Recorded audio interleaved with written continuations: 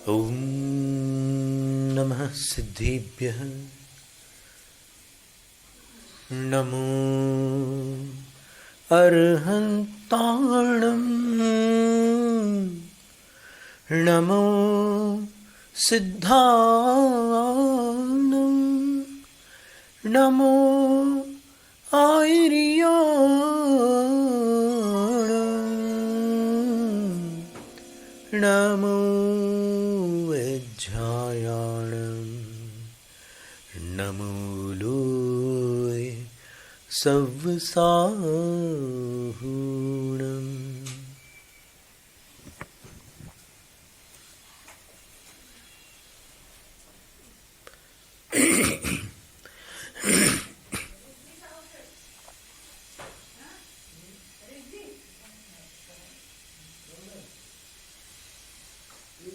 तो दीक्षा की बात निकली थी, 27 नक्षत्रों को लेकर के बात चली थी। तो इसमें एक प्रश्न आया था कि क्षुल्लिकाओं के लिए क्यों नहीं कथन किया।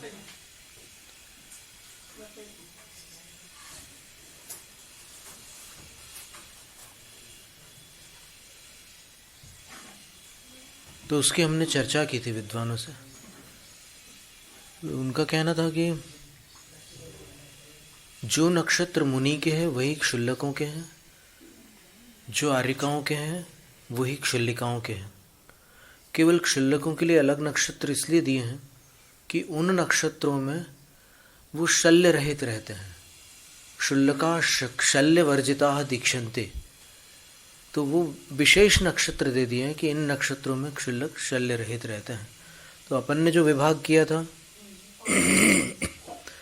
कि मुनि और क्षुल्लक कौन से नक्षत्रों में समान दीक्षित हो सकते हैं और क्षुल्लक और आर्यिकाएं कौन से नक्षत्रों में दीक्षित हो सकती हैं, वो सारे एक अपेक्षा से ठीक थे। पर मुख्य मार्ग ये है कि क्षुल्लक लघु मुनि है और क्षुल्लिका लघु आर्यिका है। क्षुल्लक शब्द का अर्थ लघु होता है, तो लघु जो है वो विशेषण है। तो किसका विशेषण है? मुनि का। तो जैसे क्षुल्लक लघु मुनि है वैसे ही क्षुल्लिका लघु आर्यिका है। इसलिए ये क्रम जो रहेगा दीक्षा में नक्षत्रों का, वो आर्यिकाओं वाली दीक्षा नक्षत्रों में क्षुल्लिका दीक्षा ले सकती है और मुनि वाले दीक्षा नक्षत्रों में क्षुल्लक दीक्षा ले सकते हैं। ऐसा उनका समाधान था।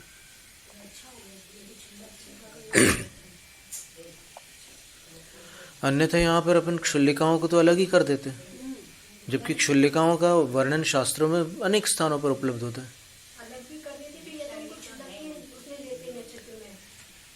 नहीं, वैसा भी नहीं है।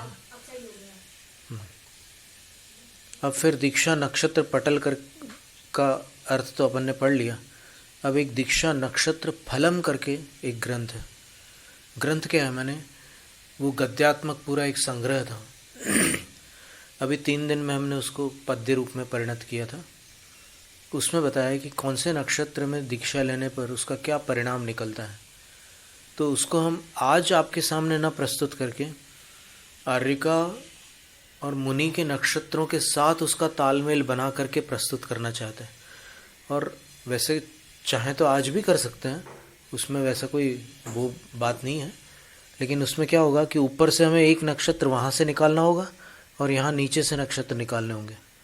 जैसे उदाहरण के लिए मुनि के नक्षत्र में सबसे पहले भरणी नक्षत्र लिया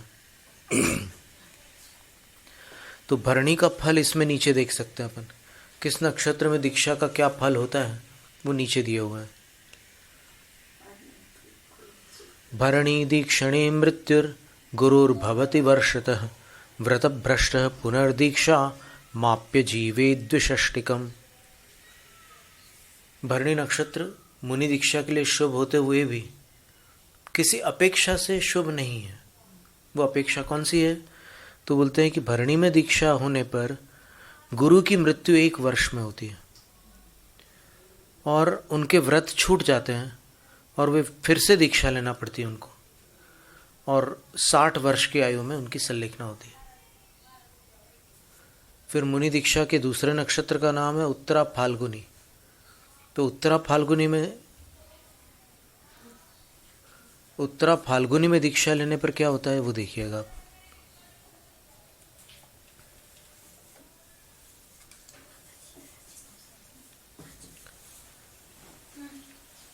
उत्तरा फाल्गुनी दीक्षा दत्ते सूर्यपदं ध्रुवम।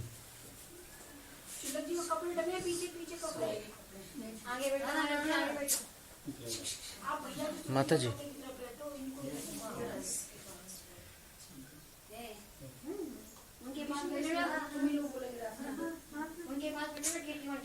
एक मिनट माता जी, सब रिकॉर्डिंग हो रही है यहाँ पर और सब लोग सुन रहे हैं। कोई बात नहीं, छू जाएंगे तो फिर हम देख लेंगे क्या करना है, वो हमें कोई विकल्प नहीं है उसका।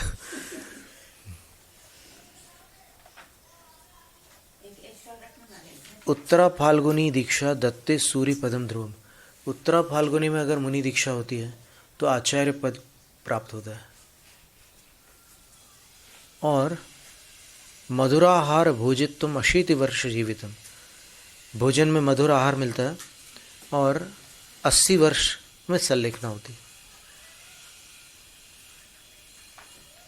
इसके बाद मघा नक्षत्र, बड़ा सुंदर नक्षत्र है, जो अपने में मस्त रहना चाहते हैं उनके लिए मघा नक्षत्र बहुत ही अच्छा है। मुनि दीक्षा के लिए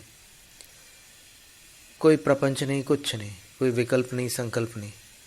मघा नक्षत्र में क्या होता है तो यहाँ पर लिखा है मघानी नक्षत्र दीक्षातः प्रशस्ताचारवान भवेत् विनीतः 60 वर्षाणि मुनिर्जीवति भूतले।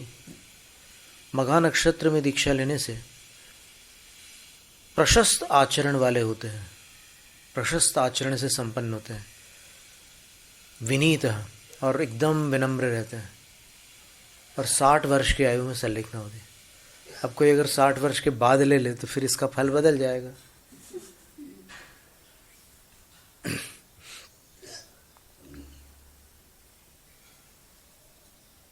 इसके उपरांत चित्रा नक्षत्र है।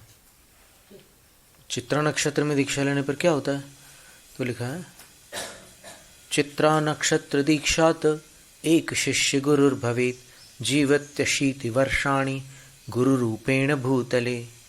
चित्रा नक्षत्र में दीक्षा लेने पर वो एक शिष्य के गुरु होते हैं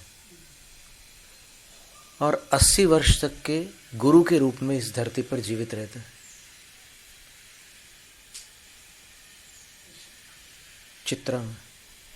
फिर विशाखा में दीक्षित होने पर क्या होता है, अच्छा आप बताते जाना, तो यहाँ से हम निकालते जाएंगे।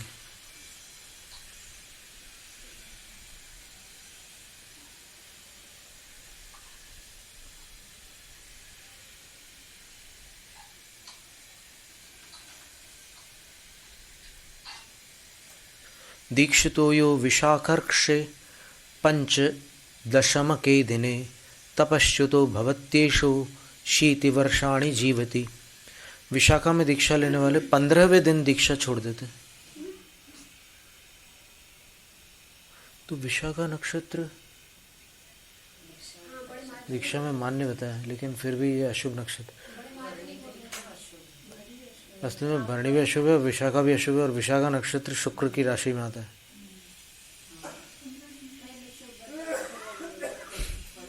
नहीं, पहले दीक्षा के लिए तो योग्य है, पर 15 दिन के अंदर अगर संलेखना हो जाए तो बढ़िया है। 15 दिन में होगा तो फिर दीक्षा छोड़ देंगे। विचित्र बात है, लेकिन ये समाधि के समय की तो एकदम अलग व्यवस्था है। फिर उसके बाद कौन सा विशाखा क्यों?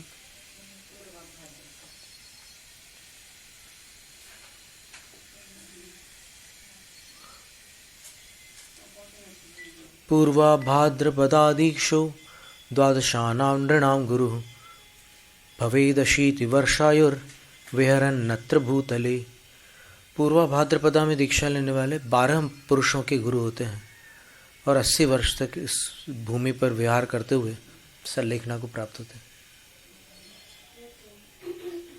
तो ये दीक्षा के नक्षत्र बहुत ही महत्व के। तो मुनि दीक्षा के जो 7 नक्षत्र थे उनमें से 5 ही शुभ रह गए, 2 तो शुभ नहीं है।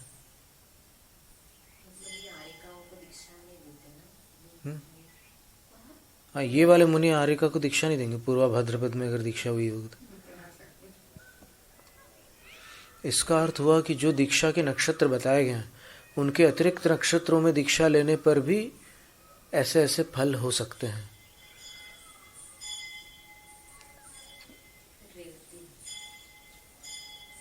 अंत में रेवती है ना, देखो रेवती का क्या लिखा है।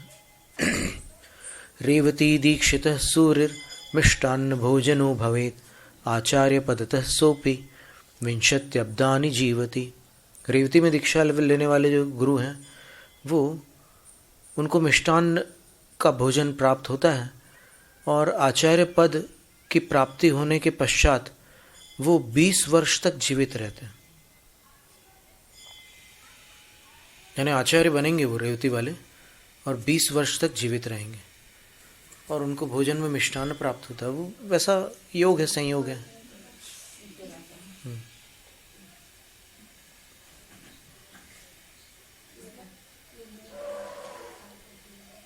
फिर वो जो दीक्षा की विधि बताई थी वो तो अपन ने पढ़ी ली थी।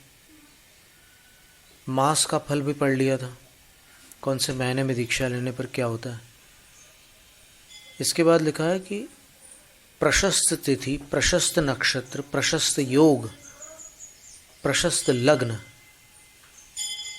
और प्रशस्त ग्रहों का अंश होने पर निर्ग्रंथ आचार्य का आश्रय लेकर मुमुक्षु को दीक्षा ग्रहण करनी चाहिए,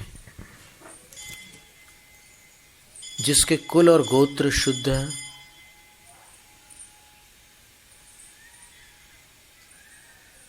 जो सदाचारी हैं। कल चर्चा निकली थी जाति संकर की। बोले जाति संकर संतान होती है, माता पिता नहीं होते। मान लो 2 जातियों में विवाह हो गया तो जो 2 जातियों में विवाह होने पर एक जायसवाल है और एक लंबेचू है या और कोई है अग्रवाल है, तो फिर जो अग्रवाल और जायसवाल है वो तो बदल नहीं सकते, लेकिन उनकी संतान मिश्रण से होने के कारण जाति संकर कहलाएगी। और वो जाति संकर संतान यदि आहार दान करती है तो उस संतान को कुभोग भूमि की प्राप्ति होती है। इतना लिखा हुआ है त्रिलोक सार की 924वीं गाथा में लिखा है। माता पिता की संतान जो है वो जाति संकर कहलाएगी, माता पिता जाति संकर नहीं कहलाएंगे। आहार दे सकते हैं, इस विषय में कुछ आचार्य तो कह रहे हैं कि हाँ दे सकते हैं। हाँ, वहाँ तक शुद्ध है वो, सिर्फ उनकी संतान मिश्रित हुई है। वो तो कैसे, देखो जो जायसवाल है वो कैसे बदल जाएगा। जातिर देहाश्रिता दृष्टा, ये कहा ना कि जाति देह के आश्रित है, जाति का संबंध आत्मा से नहीं है। वो कर्म के उदय से उस जाति में आत्मा उत्पन्न हुई है, वहीं तक संबंध है, लेकिन वो जाति जो है वो देहाश्रित है। और जब तक देह है तब तक जाति बदली नहीं जा सकती।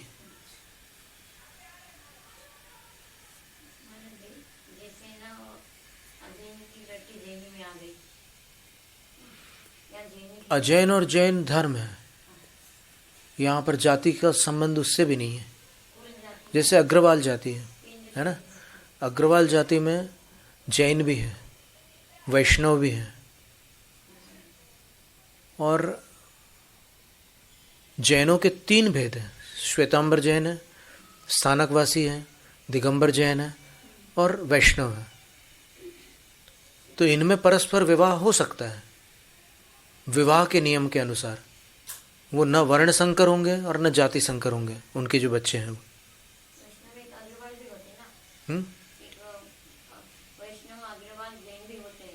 नहीं, वैष्णव अग्रवाल जाति है, फिर धर्म उनका वैष्णव या जैन कुछ भी हो सकता है। तो जाति में संकर होने पर जाति संकर दोष आता है। उनको दीक्षा का भी मना किया हुआ है और उनको आहार दान का भी मना किया हुआ है। यहाँ जो श्लोक में लिखा है वो हम बोल रहे हैं, हम अपनी तरफ से कुछ भी नहीं बोल रहे हैं। और इसलिए कोई ऐसा आरोप हम पर नहीं लगा सकता कि आप ये क्या बोल रहे हैं। क्योंकि हम बिना श्लोक के, बिना आधार के बोलते ही नहीं हैं। ये साफ लिखा हुआ है, विशुद्ध कुल गोत्रस्य। अब इसका अर्थ आप हमसे कराओ और किसी भी आचार्य से कराओ और जिसको आपत्ति है उसी से कराओ, वो क्या अर्थ निकालेंगे? एक ही तो अर्थ निकलेगा उसका। जिसके कुल और गोत्र विशुद्ध है, सद्वृत्त से, जो सदाचारी है, वपुष्मत, जिसका शरीर परिपूर्ण है, यानी एक भी उंगली ना कटी हो, तब मुनि दीक्षा हो सकती है। कई बार हो जाता है ना, एक्सीडेंट में कुछ ऐसी दुर्घटना हो जाती है और शरीर को क्षति पहुंच जाती है, तब फिर उनको क्षुल्लक और एलक दीक्षा तक के प्रदान की जाती है, लेकिन मुनि दीक्षा नहीं दी जा सकती। वपुष्मत, ये जो विशेषण दिया ना, अखंड शरीर हो तब मुनि दीक्षा होगी और आर्य का दीक्षा होगी। कहीं भी, कहीं से भी। बीच में मान लो किसी का पैर कट गया या हाथ कट गया, तो कैसे मुनि दीक्षा हो जाएगी? ऐसे अंजलि में हार कैसे लेंगे, हाथ कटा हुआ है तो? नहीं, कोई बात नहीं, जन्म से नहीं है तो क्या बात हो गई? जिस समय दीक्षा हो रही है उस समय ये चीज़ नहीं होनी चाहिए, चाहे वो जन्म से ना हो या फिर बीच से ना हो, कहीं से भी नहीं होनी चाहिए। जी हाँ जी माता जी। हाँ, एक्सीडेंट हो गया, माता जी हो चुकी है वो। हाँ, तो अब उनको वापस क्षुल्लिका नहीं बना सकते। बिना पाँव के उनके लिए जो भी वैयावृत्ति करने वाले हैं वो साधन उपस्थित करेंगे, जो भी, वो गुरु के ऊपर निर्भर करता है। क्या है कि एक व्यक्ति विशेष के लिए जो व्यवस्था है वो गुरु देते हैं, लेकिन पूरे संपूर्ण जिन शासन की जो व्यवस्था होती है वो आगम देते हैं। शिष्य की व्यवस्था गुरु देते हैं। इस विषय में आगम क्या बोलेगा? ये विषय तो गुरु का विषय है, क्योंकि एक शिष्य के साथ घटना हुई है, तो ये विषय तो गुरु का रहेगा।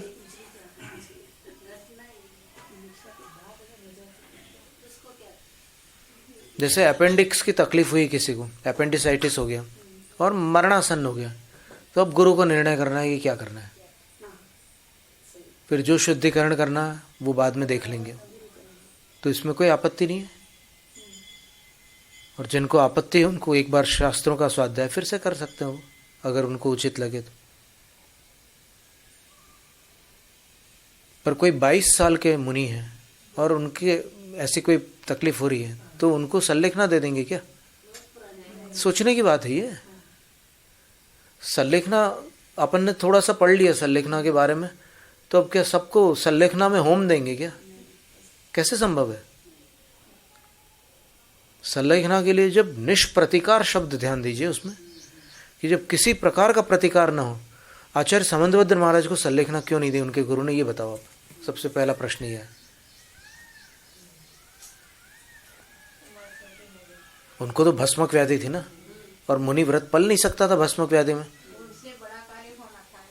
बड़ा कार्य होना था, इसका क्या प्रूफ है अपने पास? उनके गुरु जानते थे, ये अपन कहते हैं, पर ऐसा कहीं स्पष्ट उल्लेख है क्या? इसका प्रमाण अगर कोई पूछे तो अपन क्या जवाब देंगे? हम तो श्रद्धा करते हैं कि उनके गुरु जानते थे, उनके गुरु जानते थे, ऐसी हमारी श्रद्धा है। लेकिन अगर कोई प्रमाण मांगे तो अपने पास क्या प्रमाण है? अल्प वय में उनको भस्मक व्याधि हुई थी और उनके गुरु ने सल्लेखना नहीं दी, मना कर दिया। भारतीय ज्ञानपीठ से प्रकाशित एक पुस्तक है, एक और नीलंजना, उसके अंदर उनकी कथा दी हुई है। सल्लेखना से मना कर दिया गुरु ने। तो सल्लेखना से मना कर दिया तो वो समझ गए कि मुनिचर्या पल नहीं रही है, सल्लेखना की मनाही हो रही है, तो मुझे तो कुछ उपचार करवाना होगा। फिर उन्होंने उपचार किया और ठीक हो गए, तो फिर बड़े महान आचार्य हो गए। और चौथे काल की बात भी ऐसी है, आर्यनंदी गुरु जो थे उनका क्या हुआ था? जो जीवनधर के हाथ के लड्डू से ठीक हो गए थे, उनको भी भस्मक व्याधि हो गई थी, उनकी भी दीक्षा छूट गई थी, लेकिन फिर तद्भव मोक्ष चले गए वो। कितनी बड़ी बात है। नमो सिद्धाणम में पढ़ा था ना अपन ने।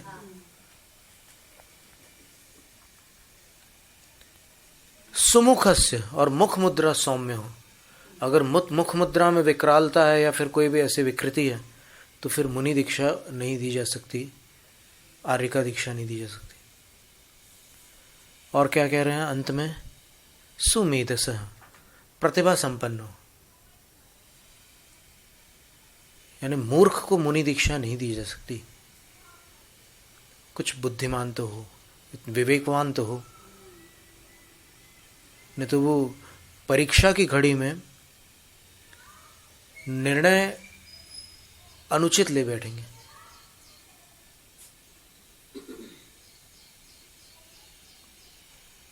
एक बार आचार्य शांति सागर महाराज ने एक मुनि को प्रायश्चित दिया था, जगन मोहन लाल पंडित जी ने सुनाया था ना। वो संलेखना करा रहे थे और संलेखना में उन्होंने जल का त्याग करा दिया आजीवन। तो जल का त्याग कराने से उनको बहुत आकुलता हो गई शपक को। तो आचार्य शांति सागर महाराज जी कई किलोमीटर चल करके गए वहाँ उनके पास और उनके साथ वार्तालाप किया, सब कुछ किया और उनको बड़ी सांत्वना दी और सब कुछ किया। फिर अंत में बोले कि हम आचार्य होने के नाते अगर आप हमें आचार्य मानते हो तो हम आपको जल ग्रहण करने की अनुमति देते हैं। तो वो कहते हैं कि अब आपने हमें अमृत पिला दिया, अब जल की आवश्यकता नहीं रहेगी। और 13 दिन निर्जल उपवास करके अंत में उनकी संलेखना आचार्य शांति सागर महाराज जी के सानिध्य में अच्छी तरह संपन्न हुई। फिर जिनने उनको जल का त्याग कराया था उनको आचार्य ने बोला कि ये क्या किया आपने? जल का त्याग ऐसे कराया जाता है क्या? 13 दिन प्यासे रहे वो, 8 दिन तक तो उनने सहन किया जैसे तैसे। फिर जब गर्मी बढ़ी, अंत समय में क्या होता है जिसको अनुभव है वही जानता है। कभी भी ऐसा त्याग नहीं कराना। फिर आचार्य ने स्वयं त्याग किया था। अंत में जब 10 दिन बचे थे तब जल का त्याग किया था और उन्होंने बोला कि मेरी शक्ति पहले से थी त्याग करने की, पर मैंने 10 दिन बचने पर त्याग इसलिए किया क्योंकि मुझे देख करके कोई मंद बुद्धि मेरा अनुकरण करके असमाधि न कर बैठे, क्योंकि प्यास सहन करने की शक्ति इस पंचम काल में दुष्कर है। 36 दिन की संलेखना थी उनकी और उन्होंने अंत के कुछ दिन बचे थे, 10 दिन बचे थे, तब उन्होंने जल ग्रहण किया था। तो इससे ये उन्होंने सूचित किया था सब साधुओं के लिए कि जल का त्याग मत करना। गिर जाता है अंजलि से, अंजलि नहीं बनती तो अन्न का त्याग कर दो। खींचातानी नहीं करना है, ये काल दुष्कर है। और वैयावृत्ति करने वाले आपकी अंजलि पकड़ेंगे। अनाज नहीं दे रहे हैं आपको, सिर्फ पानी दे रहे हैं संलेखना अच्छी करने के लिए, प्यास बुझाने के लिए नहीं दे रहे हैं, संलेखना अच्छी करने के लिए दे रहे हैं। फिर ऐसे दोनों तरफ से हाथ पकड़े जाते हैं और उनको जल पिलाया जाता है। और जल ग्रहण करने से उनके शरीर में जो सारी प्रणालियां हैं वो ढंग से काम करती है, तो फिर दिमाग भी ठीक से काम करता है। और जो नरकों की वेदना वो उपदेशों में सुनाते हैं निर्यापक, वो समझ में आता है उपदेश। और जब गला सूख जाता है और अंदर पेट में अग्नि शिखा जलती है, जब प्रचंड प्यास होती है, आचार्य पूज्यपाद स्वामी ने अनुभव से लिखा होगा वो, अथवा उनने दूसरे क्षपकों को देखा होगा कि ऐसी हालत होती है। उन्होंने अग्निशिखा शब्द का प्रयोग क्यों किया पिपासा परिचय जय में? क्योंकि पेट में आग जलती है, प्यास जब तेज लगती है आग जलती है। क्षुधाग्नि अलग होती है और ये उष्णता की अग्नि रहती है। तो मना कर दिया कि नहीं, पानी का त्याग जल्दी जल्दी मत करो, जब क्षमता आ जाए तभी करना। देखो अभी जो वहां पर वैराग्य श्री माता जी थी, उन्होंने कब त्याग किया था पानी का? लगभग अंत में किया था। इतनी बढ़िया संलेखना हुई उनकी, वेदना थी उनको जलन तो थी और उनको ट्रिपल कैंसर था और उसमें से कुछ तो उनका वो भी हो चुका था, ऑपरेशन वगैरह भी हो चुके थे। लेकिन क्या उत्साह से उनने संलेखना लिए।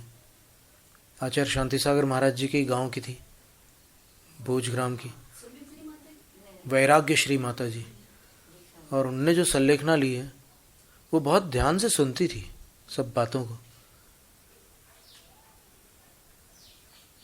हमने एक बात कही थी उस समय, कई बातें कही थी कि माता जी, वेदना कितनी भी अधिक हो आत्मा की शक्ति से अधिक नहीं हो सकती।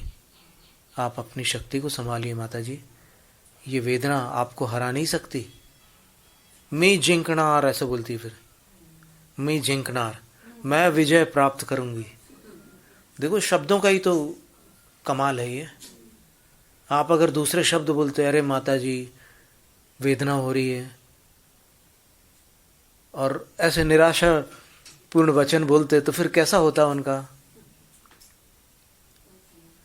और बर्णी जी की भी जो बाई जी थी, चिरौंजा बाई जी, जब उनको आकर के देखने वाले जब कुछ उदास होकर के कुछ ऐसे शब्द बोलते थे तो बोले कि निकलो तुम लोग बाहर,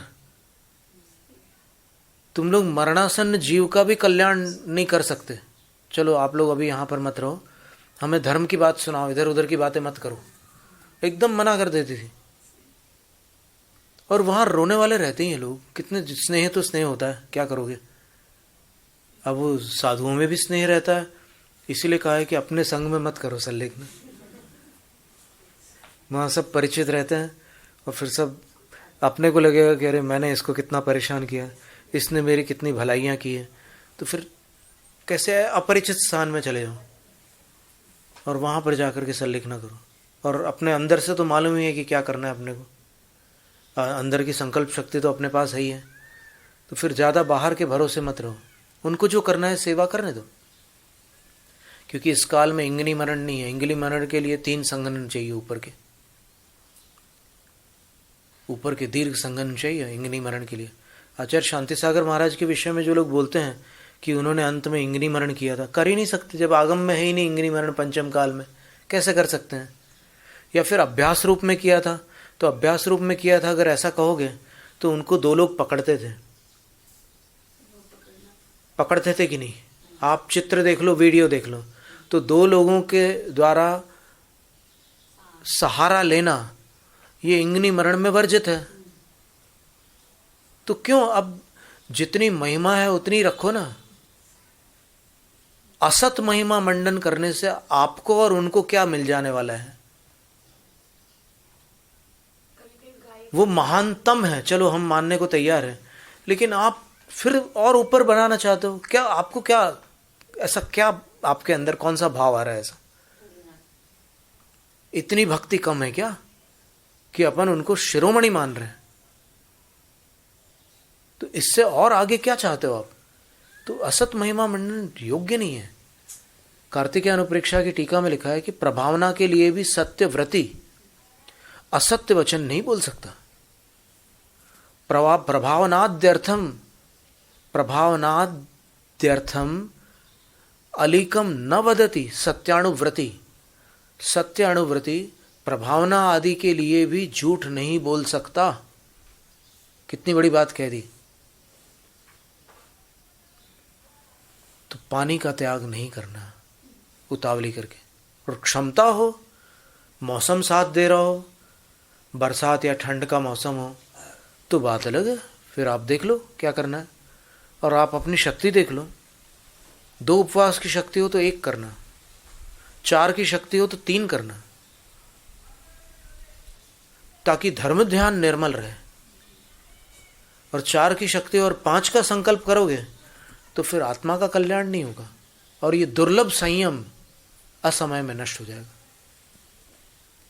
इतना ध्यान रखने का। और आचार्य महाराज ने बताया, और आचार्य विद्यासागर महाराज, दोनों की एक बात हमें मिलती जुलती प्रतीत हुई।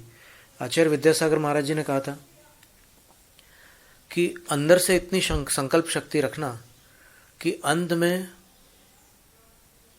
11 उपवास तो कर ही लें, इतनी शक्ति रखना। और आचार्य कुंतु सागर महाराज जी ने बोला कि आज बिना जल के 11 उपवास हो सकते हैं, 12वें उपवास में या तो हाल बेहाल हो जाओगे या फिर देह का विसर्जन हो जाएगा। बिल्कुल ये शब्द कहे थे कि नहीं, आपके सामने कहे थे ना, आप लोग कुछ लोग थे उस समय, ये वचन आचार्य ने कहे थे। और आचार्य विद्यासागर महाराज जी भी कहते हैं कि 11 की तैयारी रखना, अंत में। अब लेकिन इसमें भी अपवाद है, ये ध्यान में रखना। ये उत्सर्ग वचन है, अपवाद वचन इससे भिन्न है। उसमें धवला की 13वीं पुस्तक में लिखा है कि पित्त प्रकृति वालों के लिए उपवास का प्रावधान अत्यंत गौण है।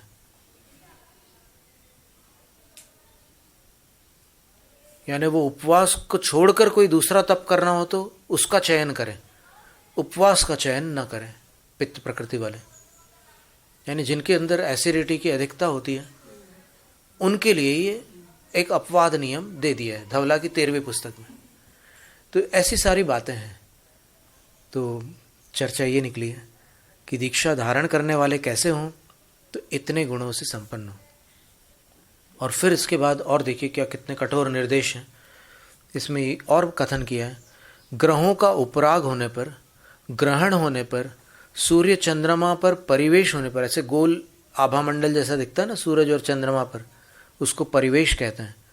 कभी ऐसे एक लाइन के रूप में दिखता है, कभी सूर्य और चंद्रमा के बिंब के आसपास ऐसे प्रकाश फैला हुआ गोल आकार में दिखता है, कभी एक बड़ा गोल सर्कल जैसा दिखता है, चंद्रमा बीच में है और उससे दूर ऐसे करके एक हैलो बना हुआ है। दो प्रकार के होते हैं, एक तो उसके पास में प्रकाश का पुंज है, एक दूर में एक गोलाकार बना हुआ है।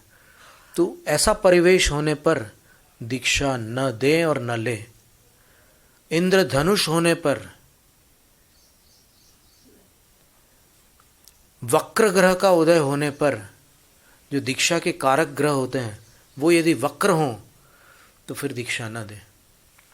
और आकाश में मेघ पटल व्याप्त होने पर, बादल छाए हों, जैसे अभी बादल छाए हुए हैं, तो आज दीक्षा नहीं हो सकती।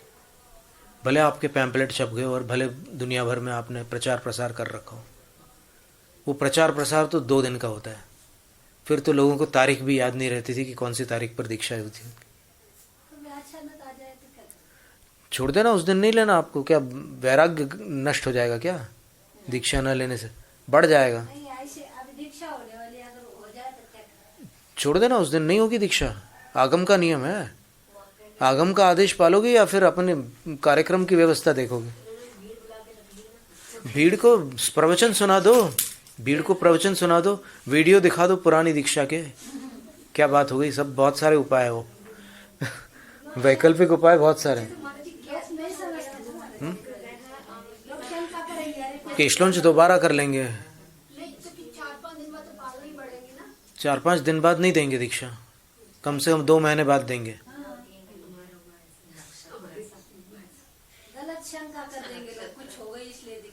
अरे तो स्पष्ट कर देंगे ना, अपन घोषणा करके स्पष्ट कर देंगे कि आगम में निषेध है, तो क्या आपत्ति है? फिर देखो, फिर गुरु का निर्णय, हम उनके निर्णयों को हम प्रणाम करते हैं। हम तो जो यहाँ लिखा उस पर थोड़ा हमारे अंदर थोड़ी स्फूर्ति आ जाती, शक्ति आ जाती।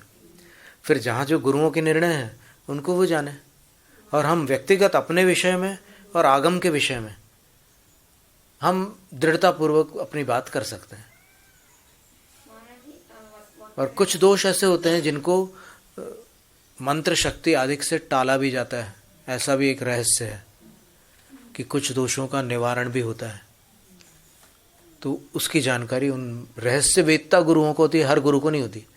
अभी अधिक बहुत सारे आचार्यों को उसकी जानकारी नहीं है, ये पक्का हम कह सकते हैं दावे के साथ। कुछ इन्हें गिने आचार्यों को वो रहस्यों का ज्ञान है। जैसे ज्येष्ठ महीने में दीक्षा निषेध बोलते हैं, लेकिन कभी-कभी हो भी जाती है, जैसे हमारी से ज्येष्ठ में हुई है। वो ठीक है, वो तो हम समझ रहे हैं कि आप सबके अंदर क्या चल रहा था उस समय जब हम पढ़ रहे थे, हमें कल ही पता था।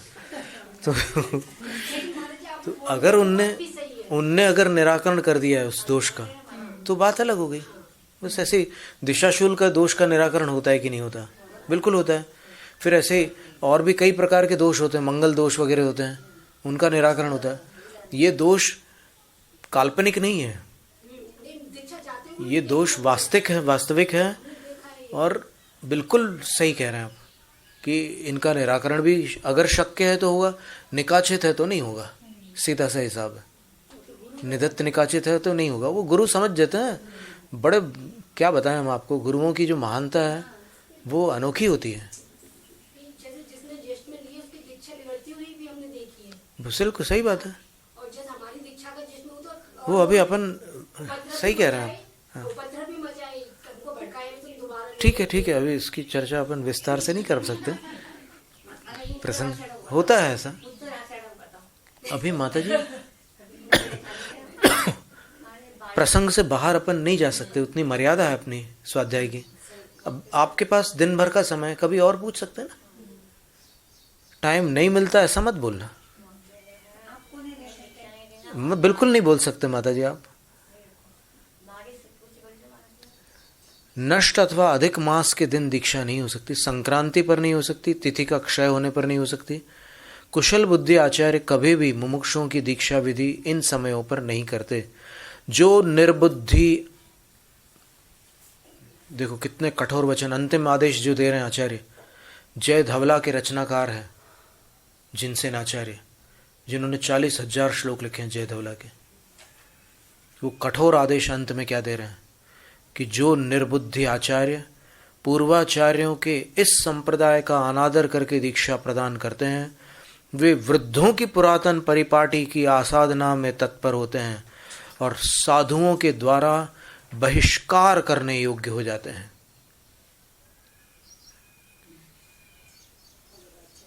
उनके संग वाले उनको आचार्य मानना छोड़ सकते हैं और ये कह सकते हैं कि आपने उल्लंघन किया है आचार्य परंपरा का, इसलिए हम आपका बहिष्कार करते हैं।